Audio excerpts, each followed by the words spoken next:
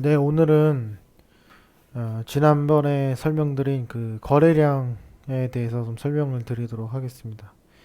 이 거래량이 뭐 책이나 그 다른 뭐 전문가들이 가장 중요하고 뭐 속일 수 없다라고 하는데 보통 이 거래량을 어떻게 해석을 해야 되는지가 좀 분명하지가 않은 경우가 많습니다. 그래서 오늘은 이 거래량에 대해서 좀 설명을 드리려고 하는데 우선 뭐 결론적으로 말씀을 드리면 뭐 거래량은 말 그대로 거래가 많이 된 거를 이제 나타내는 겁니다. 근데 이 거래량이라는 게 예측을 보통 하게 되는데 특히 이제 장 막판에 거래가 터지는 경우가 있고 대부분은 이제 장 초반부터 아니면 적어도 5장이 넘어가면서 이제 거래량이 어느 정도 형성이 되는 경우가 많습니다. 근데 그런 경우가 대부분이기 때문에 그런 걸 보고 오늘의 거래량은 얼마나 되겠다라는 걸 미리 대략적으로 예측을 할 수 있습니다. 제가 보통 거래량을 예측하는 방법들은 설명을 드리도록 하겠습니다.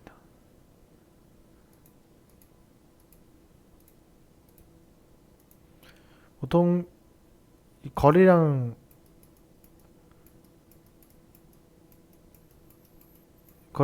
경우 보통 11시나 아니면 10시 30분 정도까지 곱하기 3 정도 하시면 됩니다.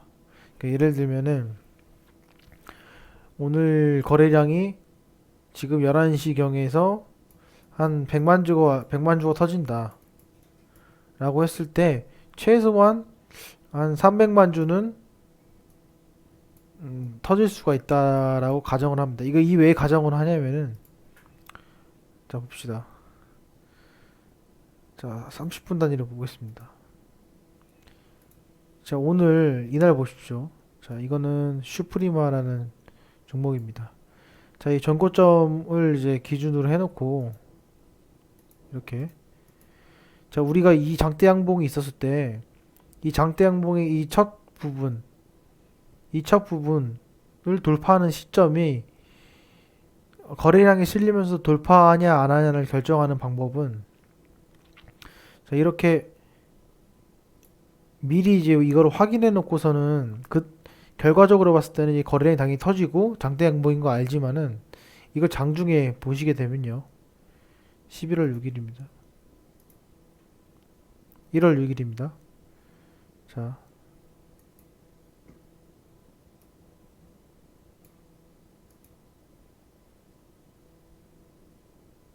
1월 16일입니다. 자, 이날인데, 자, 1월 16일 이날입니다. 이날인데, 자, 보시게 되면은, 이 전날 거래량을 넘어야 되죠? 그럼 그 전날 거래량이 36만 주입니다. 36만 주인데, 10시, 11시, 딱, 이게 11시죠? 10시죠? 10시, 10시, 10시 반, 10시 반 이때입니다. 자, 이때 보면은, 이때 거래량 한번 합해 보겠습니다.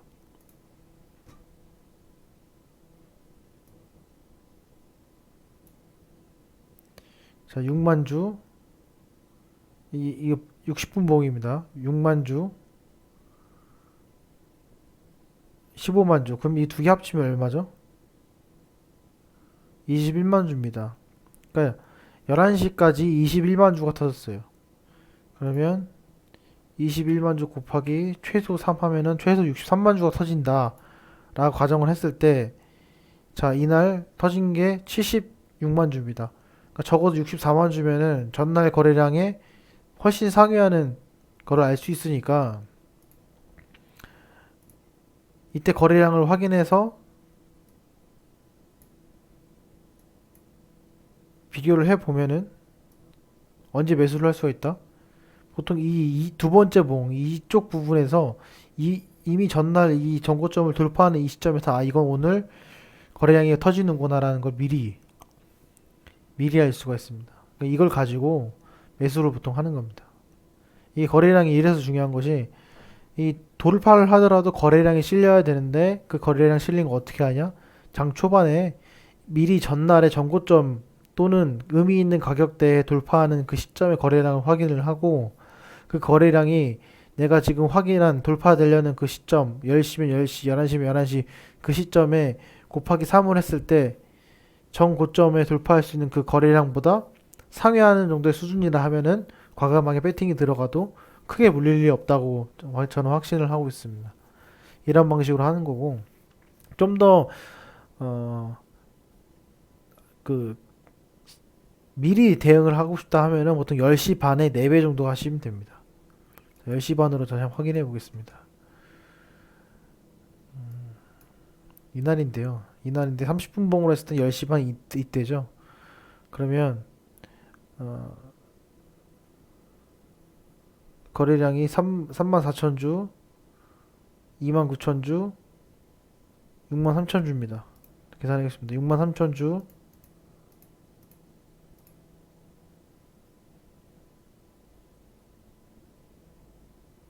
29,000주, 34,000주입니다. 여기에 곱하기 뭐 보통 5배 정도를 하거나 6배 정도를 하는데, 뭐 보수적으로 잡아서 5배입니다. 그러면 63만 주잖아요. 그럼 이날 거래량이 얼마였냐면은 아까 말씀드린 것처럼 76만 주입니다. 그러니까 적어도 그 이상은 상회를 합니다. 뭔가 돌파를 하게 되면은. 그러니까 이때 우리는 장대 한봉의 몸통 하단부 부분에서 매수를 할 수 있다. 이런 매매 방법이 또 하나 있고, 제가 또 하나 드리는 저만의 뭐 팁인데, 이건 뭐 다른 분도 아셔도 뭐 상관은 없습니다. 이 거래량에서 이 거래량 이동평균선이 있습니다. 이거는 뭐 MTS든 HTS든 모두 다 설정을 할 수가 있는데, 이 거래량을 더블 클릭해서 하나만, 저는 지표를 다 삭제하고 하나만 해놨습니다. 이걸 48선으로 해놓습니다, 저는. 그래서 이걸 참조하는 거는 딱 두 가지만 봅니다. 5분봉의 거래량 이동평균선과 그 다음에 15분봉의 거래량 이동평균선, 이 보통 두 개를 보고요. 일본 같은 경우에도 참조는 합니다. 이게 어떤 의미냐면은, 일단 가장 중요한 거는 이제 스윙하거나 직장인 매매를 하시는 분은 이 5분봉이 가장 중요하게 되는데, 자, 이 5분봉은 왜 중요하냐면은, 이 5분에 48을 곱하게 되면은 240이고요. 이걸 시간으로 나누면은 4시간입니다. 4시간이면은 전체적으로 봤을 때 장의 흐름이 한번 바뀔 수 있는, 그러니까 오전장, 오후장처럼 장이 한번 바뀔 수 있는 그런 시점입니다. 그래서 이 시점에 거래량이 어느 정도 평균을 유지하고 있는데, 그 평균 값이 무너지거나 아니면 상승하거나 아니면 그 기준된 값을 상회하거나, 이런 거를 이제 어떤 변곡점의 포인트로 잡습니다. 예를 들면 이런 겁니다. 자, 이 거래량 이평이 없으면은 어떤 현상이 발생하냐면, 저 보세요. 이게 지금 거래량이 뭐가 어디가 높고 낮든지 모릅니다. 이게 지금 과거의 차트이기 때문에 그렇지, 실적으로 이게 주식이 이렇게 시간별로 이렇게 흐르게 되면은 이게 주식이 거래량이 많이 터진 건지 안 터진 건지 감이 안 옵니다. 근데 이거를 이렇게 선을 하나 그렇게 그어놓고 되면은, 지금 여기서부터 여기까지는 거래량이 의미가 없다가 이 시점에서 뭔가 48거래일 이상의 거래량이 상회하는 것들이 이제 나타나게 됩니다. 그럼 이쪽은 지금 이미 급락을 한 상태였는데 계속 횡보하는 상태에서 이 거래량이 터진 건, 이제 밑에서 물량을 받을 수 있는 어느 정도 저점이 형성되는구나 라는 거를 이제 파악을 할 수가 있습니다. 이날 같은 경우에 흐르더라도 어떤 장대 양봉이 이렇게 출현을 하고 거래량이 실리는 경우들이 발생을 합니다. 이런 경우에는 바닥이구나 생각해서 매수를 하게 되면은 이날이 이제 저점인 가능성이 매우 큽니다. 단기적으로 말씀드리는 겁니다. 이후에도 자, 이런 거 같은 경우에도 음봉이 이렇게 나왔는데 이 거래량이 터졌습니다. 이거는 어떤 하락의 신호가 맞습니다. 하락의 신호가 맞고, 제가 말씀드린 거는 이때 매도를 하라는 얘기가 아니라 거래량이라는 거는 어차피 고점에 가면은 매도를 하는 시점이고 저점에 가면은 매수를 하는 시점입니다. 근데 고점에서 이 거래량을 항상 믿다 보면은 이 반등하는 경우가 나옵니다. 왜냐면 그 거래량을 누군가 샀고 그걸 팔지 않고 또 누군가가 사면은 다시 그거는 이제 저점 형성이 되기 때문이죠. 그래서 이거는 약간 오류일 가능성이 매우 많고요. 그거보다는 우리는 직장인이기 때문에 이제 저점에서 매수를 하는 방법이 매우 중요합니다. 그래서 이 저점에서 거래량이 상회하는 거래량이 갑자기 보였을 경우가 나타나는데요. 보시면은 자, 이런 경우에도 이미 무너진 상태에서 자 여기서 이 상단 고점을 뚫어줬을 때 이 48 거래일이 상회를 해야 됩니다. 이런 식으로요. 이런 식으로 상회를 했을 때 아 이거는 뚫 거구나 뚫 거구나 예측하고 저는 이럴 때 과감하게 매수가 들어갑니다. 그러면 보통 이제 가는 경우가 많습니다. 그래서 이거를 잘 보셨다가 이 48 거래일을 참조하시면 되겠고요. 또 하나는 이 15분 봉도 마찬가지인데 이거는 어떻게 보면 21선하고도 보통 연관이 돼 있습니다. 그래서 15일선의 거래량은 21선의 어떤 전체적인 그 마디와 연관이 되기 때문에 이런 경우 같은 경우에도 거래량이 없다가 갑자기 상회하는 경우 그런 경우 그런 경우에 이제 매수를 하게 되면은 보통 이제 바닥인 경우가 많습니다. 그래서 보통 이렇게 보면은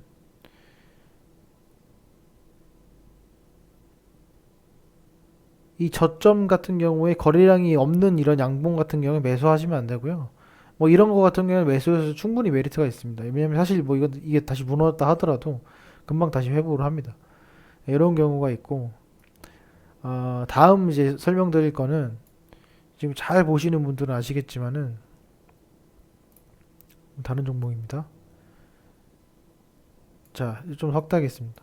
이 거래량이 이게 보시면은 쭉 가다가 갑자기 거래량 그 평균 가격선이 이게 무너지는 경우가 있습니다. 이런 경우에는 무슨 의미냐면은 이 조정 구간이 다 끝나고 다른 그 흐름이 넘어왔다라고 보시면 됩니다. 무슨 말이냐면 이게 5분봉으로 48이면은 4시간입니다. 그러니까 4시간에 어떤 거래량의 흐름이 유지가 되다가 과거의 거래량보다 지금의 거래량이 급감하는 순간 이게 이제 하락 폭을 보이게 됩니다. 이건 마찬가지로 이제 이 지표를 이해를 하셔야 되는데 이 급감하는 순간 어떤 현상이 벌어지냐면 다른 그러니까 추세 전환을 하거나 이런 국면에 있을 때 다른 주식이 든다고 보시면 됩니다. 이거 보시면은 이때의 주식과 이때의 주식은 전혀 다른 주식. 이 시점 근간으로요. 그럼 이걸 다른 주식이 됐을 때 그럼 과연 내가 여기서 매수를 해야 되냐 매도를 해야 되냐는 이 거래량 급감했을 때 보시면 거래량이 막 터지기 시작합니다. 자, 이런 경우에는 거래량이 터지는데 오르지 않는다. 이거는 거의 단기적으로 매도 신호라고 보시면 되고요.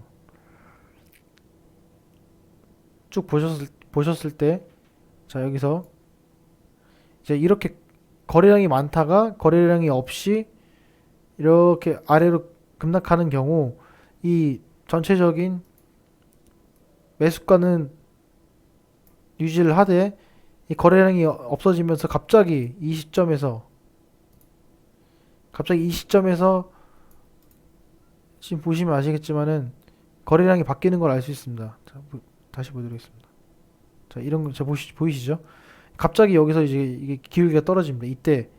이때 거래량이 없으면서 거래량 48 이동평균선이 떨어지면서 이 추세가 변환됐다라고 보시면 되고 이때 가격 변동이 없다면은 이건 매수 찬스입니다. 보통 이렇게 해석을 합니다. 그래서 이게 정말 중요한데 다음 시간에는 이런 사례들을 좀 설명을 드려가지고 말씀드릴 예정이고 이게 정말 유용합니다. 이게 유용하고 실질적으로 고수들이 뭐 이동평균선과 거래량으로만 가지고 아니면 또는 캔들만 가지고 보통 매도를 한다고 하는데 그 부분이 뭐 저도 더 공부를 해야겠지만은 어느 정도 일리가 있는 이야기라고 생각을 합니다. 여러분들도 이 48 또는 뭐 30 또는 뭐 20 이 거래량을 설정을 하셔가지고 이 본인만의 이 거래량 지표를 설정을 하셔서 거래량이 터진다 안 터진다를 확인을 하시고, 그리고 아까 말씀드린 장 초반에 거래량에 곱하기 3 곱하기 5를 하면서 일봉상 의미 있는 거래량을 상회하는지 안 하는지를 미리 확인을 할 수가 있습니다. 이런 것들 미리 확인을 하셔가지고 선제적 대응이 가능하기 때문에 물론 뭐 이동평균선, 골든크로스 다 좋은데 그런 것들은 어떻게 보면 다들 아시겠지만 후행지표입니다. 그래서 이 후행지표를 사용하는 게 아니라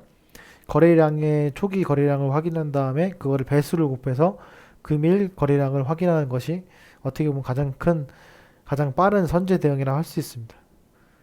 네, 오늘은 이 거래량에 대해서 알아봤고, 다음 시간이 된다면 좀 더 상세하게 거래량에 대해서 더 말씀을 드리도록 하겠습니다. 자, 오늘은 여기까지 하겠습니다.